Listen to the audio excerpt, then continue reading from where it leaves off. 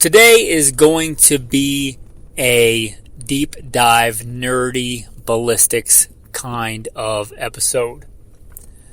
A lot of technical stuff talking about external ballistics, terminal ballistics, meaning how the bullet flies through the air, what it does when it hits the intended target, that kind of stuff. If that kind of deep dive into the ballistics realm is not your cup of tea, no worries, no harm, no foul. There are hundreds of episodes in the backlog. You can go check out one of those and catch us on the flip side, as they said back in when I was a kid. So, with that said, we're going to talk about sectional density, how it's super important and not really important at all, depending on a lot of factors, which we're going to get into. That's why it's a deep dive, nerdy episode. So, let's get into it. Welcome to the podcast where we tackle this topic and, God willing, many more the right way with God Almighty at the center, biblical Judeo-Christian values, and real-world first-hand experience. I'm blessed to serve you as host, military, law enforcement, private security, contracting, and a bunch of other stuff, gun-related in my background, bio bullet points in the show notes. With that, let's get into the topic du jour, sectional density. Sectional density, you'll see denoted in numbers, but to try and keep it somewhat entertaining, it's basically how long a projectile is in relationship to its diameter or its circumference or its radius, however you want to measure a circle, right? Those three ways to measure a circle. However you want to measure that. Let's stick with diameter. It's what most people are familiar with, like a 30 caliber bullet is 30.3, to be precise, 0.308 inches in diameter. And how long the bullet is in relation to that is your sectional density. And also the density of the material and things like that. But that's basically sectional density. If you had, because obviously a bullet has to be for the same caliber, it has to be the same diameter, right? A 308 diameter projectile has got to be 308 roughly. It can vary, thousandths of an inch, but roughly 308 in diameter. So if we're just talking about, this is rare today because bullets go too fast to shoot them straight lead. But let's back up and talk about an antique round like a 45-70, 0.458 diameter. So let's just stick to just straight slugs like ye olde,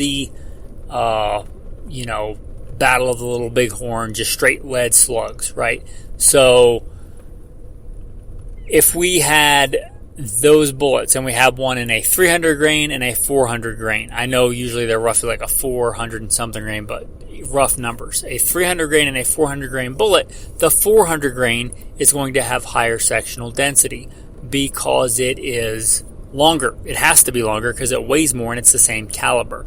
Does this make sense? Hopefully it does. Now, if we look at a more modern cartridge, still pretty old, a 30-06, right, which is still well over 100 years old, but way more modern than a 45-70 as far as ballistics go. So if we're looking at just simple cup and core, if you don't know what it is, just like a full metal jacket or a common, like, very simple hunting style bullet, like a lead-nosed but jacketed bullet, like let's say what's some common ones of these? A Federal Power Shock or a Winchester Power Point. I don't believe either one of those are bonded. Just simple cup and core style bullets. Lead core, copper jacket. If we look at those in a 30-06, 30 caliber, we look at common loadings. We look at 150, 168, and 180 grain bullets. Well, the 150 grain is going to have the least amount of sectional density, and the 168 is going to be in the middle, and obviously the 180 grain is going to have a higher sectional density. Why is this important? Well, if we're talking about flying through the air, A big thing that's thrown around today all the time. BC, ballistic coefficient. Bleh. Okay, so I'm so sick of that term, I don't even want to talk about it, but I have to here, because they're kind of related, right? In the example we just gave, in the 30-06, 150, 168, and 180 grain, this could not be true, but in general, if they're roughly the same shape bullet, the higher sectional density bullet will also have a higher ballistics coefficient. So there is that, right? It will be a little bit more efficient at flying through the air. However, this is largely offset by, in that example, the 150 grain is going to have quite a bit more velocity than is the 180 grain. So until you get to the ridiculously long ranges that are impractical for most things, in my opinion, it really doesn't matter. But the sectional density matters, and when it hits the target. In general, same bullet construction, same similar shape, most other things being equal, keeping it as apples to apples as we can. Once hitting the target, the 180 grain higher sectional density round will generally penetrate further, and generally in a fairly straight line, higher sectional density, it's going to penetrate further. What's a good analogy for this? Let's say that I have same caliber of train. I have a literal freight train on tracks. It has to be the same diameter is not a good, but it has to be the same width, right? A train has to be the same width to pass through tunnels to fit on the tracks. So a train's going to be the same width. If I have a train with, I don't know, a dozen cars on it and it weighs, 60 tons. Okay, and I have the same train, same locomotive on the front, and it's pulling 24 cars. It's going to have higher sectional density. If both of those plow into, a giant herd of cattle passing over the train tracks, right? The heavier freight train is going to plow through more of those cows because it has higher sectional density. When it starts to hit something, the extra cars in the back are going to shove it further because it has more mass behind it to shove it forward, if we can use that analogy. So this was a big deal. This was talked about a lot. Sectional density was talked about a lot in days of yore, decades past. Right now it's all about BC, which I think matters even less than sectional density. So sectional density can be really important. Let's say that this is a common one. Let's stick with 30-06. It's a common round, still popular today. It was popular decades ago, so it's a good example. It's a good case study here. In general, a lot of people, they like the 150 grain for deer. It's more than enough. 30-06, 150 grain is more than enough for deer. You may want something else because your gun shoots it better or whatever, but I don't think most rational people would argue that 150 grain 30-06 is not a fantastic deer round. Many people opt to go for 180 grain for elk. They want more penetration, more sectional density. This is fairly common, although you could do either one, right? Plenty of people hunt deer with 180 grain, and plenty of people hunt elk with 150 grain. But generalities, you would see that commonly. Why? Higher sectional density. An elk is a much bigger animal than a deer, so that higher sectional density makes a difference. So there's a real world example of that. Now, why is it super not important? Why is it kind of irrelevant today? Well, bullet construction. Back in the day, the nozzle partition is pretty old, but it was also pretty expensive. Back in the day, the vast majority, I think, of hunters were hunting with, unless they were really bullet savvy, were just hunting with cup and core bullets. So sectional density made a big difference. But today, that's not the case. There are a lot of really good, affordable bonded bullets. A bonded bullet just means there are a couple of different ways to skin this cap. You have like mechanical bonding or chemical bonding processes where you keep the bullet all together, or you strive to keep it a lot more together, a lot more integrity. This is a more important factor than sectional density, right? You could find that an old school cup and core bullet, find an old school cup and core bullet with super, super high sectional density that just comes apart and loses a lot of that mass pretty rapidly, and a much lighter bonded bullet that stays and keeps that integrity and keeps its shape and not completely keeps its shape, but keeps its mass and penetrates even further than the older, higher sectional density round. That's why I said it doesn't really matter. Depending on your, bullet construction, bullet type matters more if we're talking about modern rifle bullets. So, that makes a big difference. A much bigger difference, in my opinion, than sectional density does, right? If I were, let's say, hunting elk and you gave me the choice of a good, hardcore, bonded, really good, solid reputation bonded bullet in that 30-06, I would take 150 or 168 grain over a, 180 grain, probably just old cup and core round. Now, you could say, why not get a bonded 180 grain. And yeah, that might be just a ticket. That's a fantastic choice. Also today, why this doesn't matter so much is in rifle rounds, for hunting especially, there are a lot of really good monolithic, solid copper, use whatever vernacular you want, rounds. And solid copper play by their own rules. You might see a super low sectional density number for solid copper because they're copper, and copper is a lot less dense than lead, obviously, so the density number is going to be less, but copper plays by its own rules. Copper tends to really penetrate a lot more than you would think, a lot more.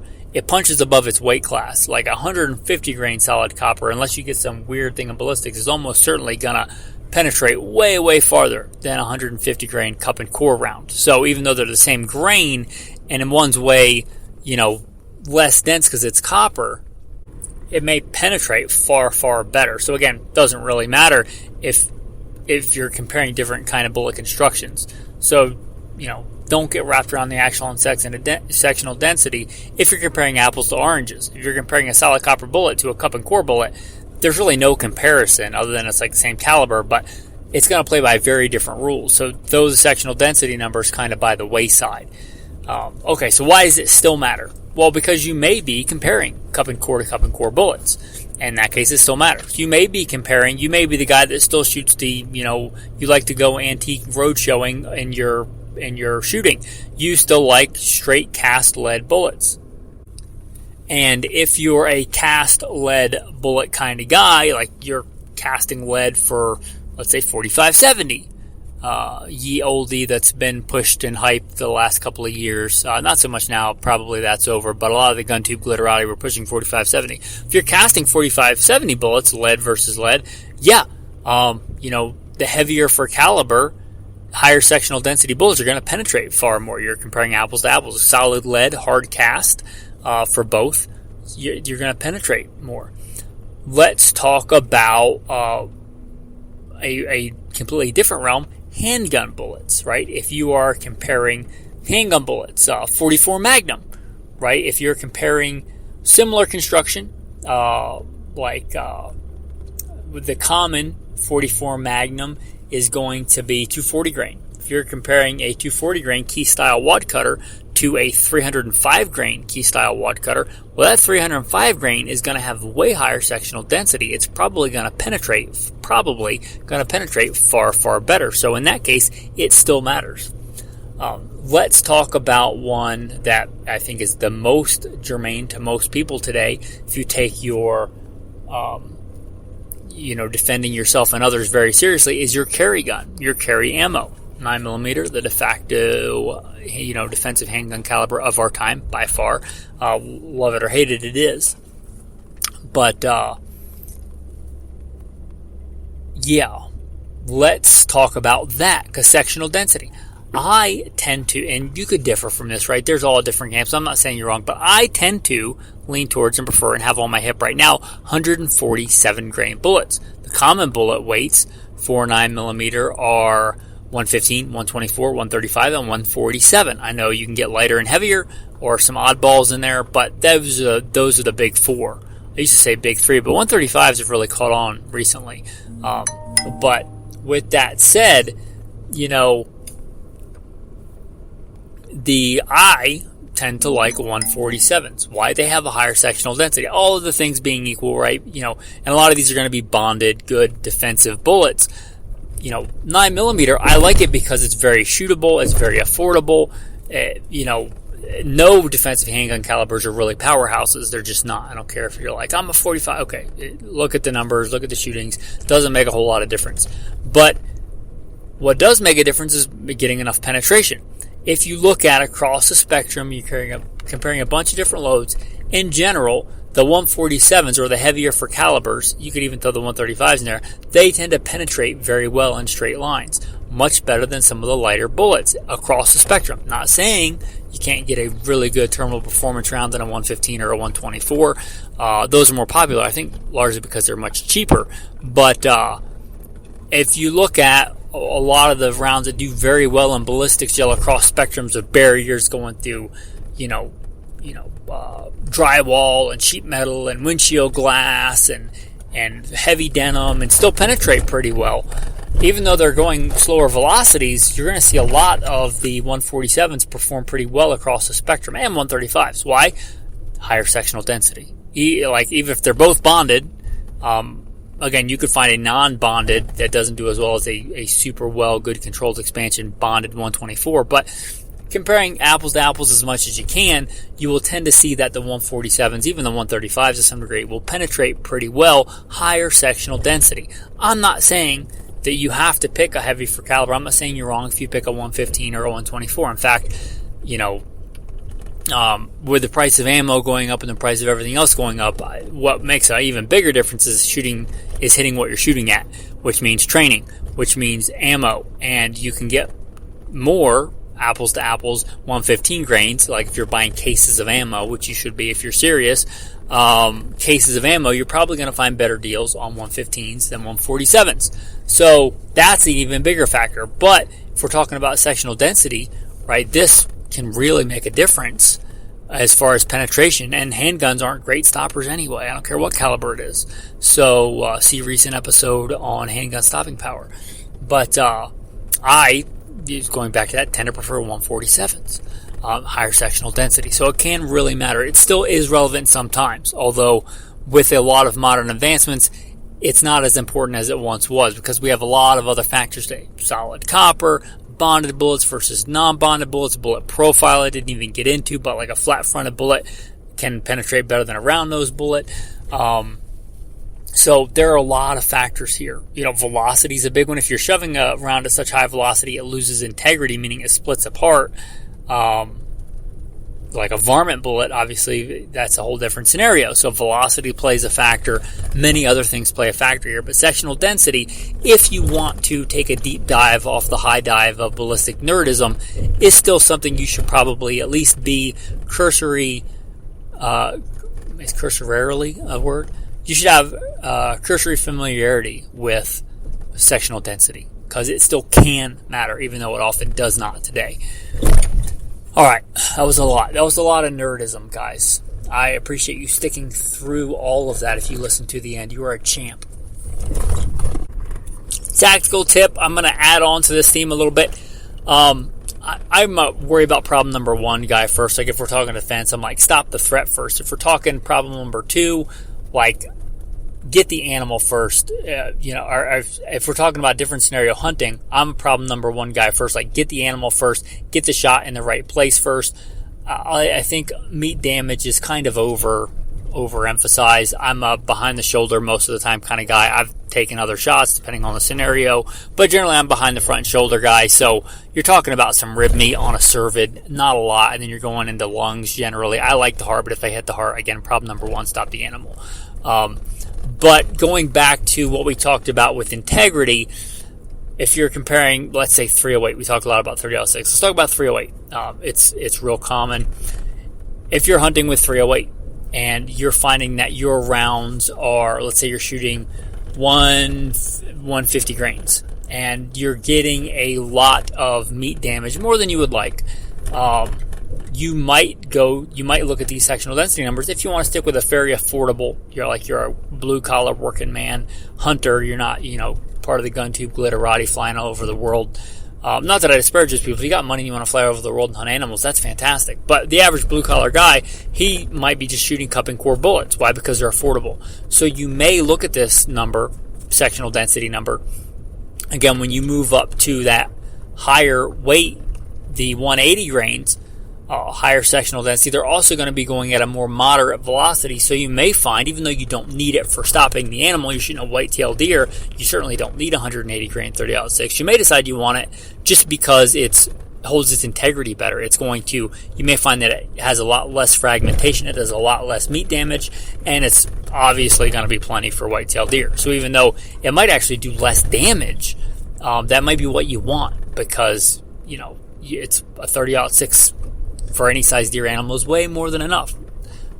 So you may opt for less terminal performance, higher sectional density, just for less meat damage, because you're penetrating, maybe more, but they're both probably it might just go through the animal, but who cares, because it didn't split apart, it didn't lose its integrity, you may do less meat damage. Again, you got to test this in the real world. This is really going to depend on a lot of factors, but there's your tactical tip of the day. Your tactical verse of the day. Since I did a beautiful hike today up in the rugged wilderness mountains, beautiful day. A couple of verses come to mind, but he makes my feet like the feet of a deer. He sets me on high places. He teaches my hands to make war so that my arms can bend a bow of bronze. Thanks for listening, men, and have a blessed day.